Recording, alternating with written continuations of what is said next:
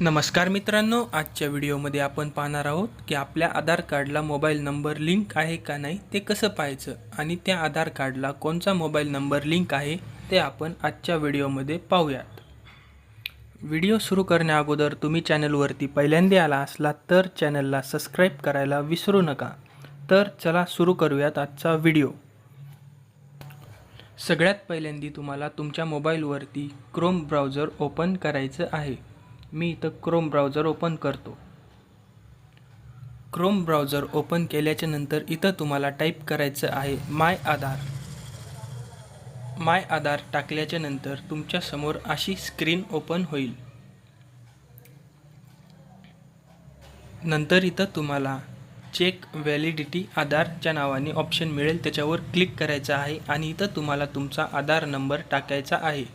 मी इथं माझा आधार नंबर टाकतो।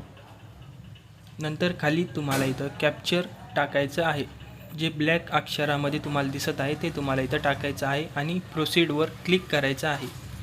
मग तुमच्या समोर इथं तुम्हाला दिसून येईल की तुमच्या आधार कार्डला कोणता मोबाईल नंबर लिंक आहे, त्याचे शेवटचे 3 अंक तुम्हाला इथं दिसतील आणि तुमचं आधार कार्ड इथं अपडेटला आले का नाही ते सुद्धा कळून जाईल।